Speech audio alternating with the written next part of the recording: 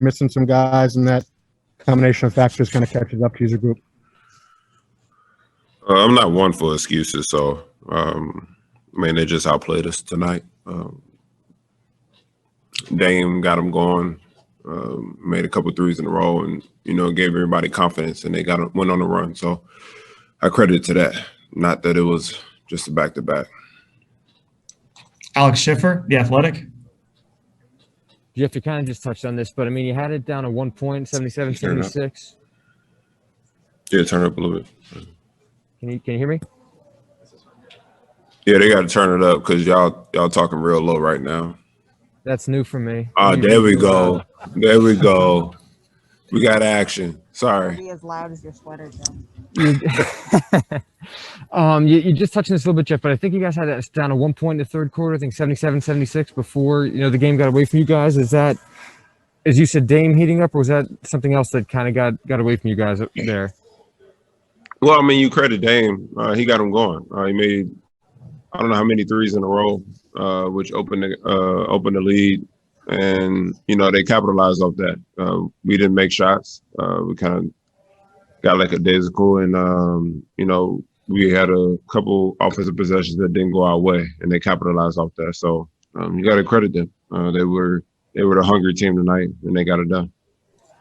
Brian Lewis with the New York Post. Hey, Jeff, since we won't get a chance to talk to you tomorrow, I'm curious, how much are you guys as a team focusing on the number one seed in the East? Or is that something you can't even answer until after the 2 Bucks games? I'm going to be honest, we haven't talked about it. Speaking individually, I haven't focused much on it. My focus has been these games, coming every other day, and our health.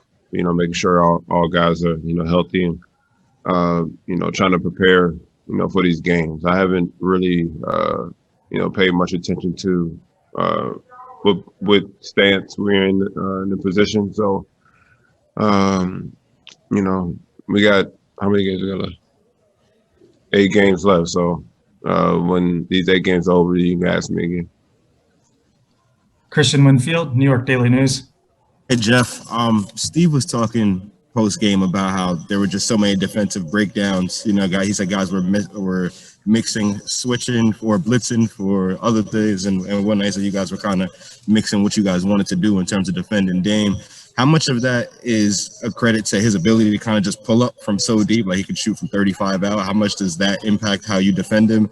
And on top of that, just in terms of defensive coverages, what can you take from guarding a guy like Dame that you could use against other teams that might not have a guard as dynamic at that position? Hey, Christian, you asked the longest questions ever, bro. Apologies.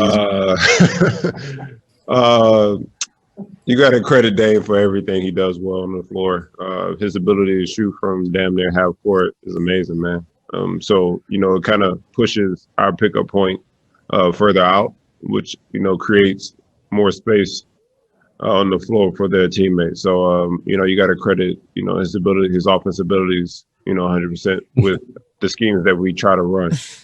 And I forgot your second question because it was super long, but yeah, Dame played great. He's a great player, and we just didn't get it done in the third quarter when they went on that lead.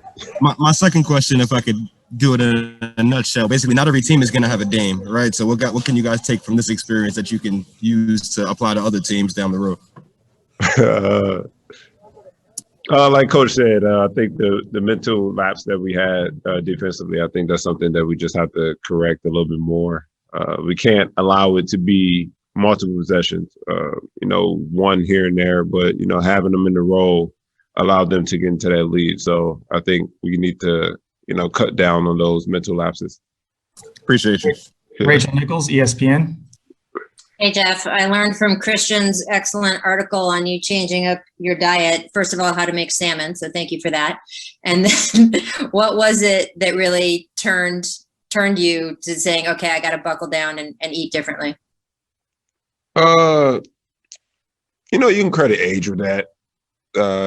Because you're very old. Yeah, everybody tells me every day that I'm very old. So no, I think it just goes along with just the information that's given out.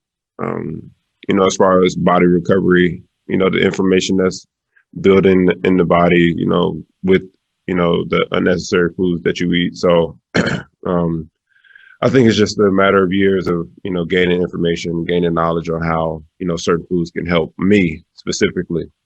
So I think that's how I gathered, you know, that I should, you know, change my diet, tweak it a little bit to help with the, you know, especially this season with the games coming the way they are, you know, to help with the recovery, you know, sleep with that is a big part of, you know, my recovery process. So, you know, it all comes with just knowledge and, you know, the years of, you know, what I eat and, you know, the knowledge that I gained over the years.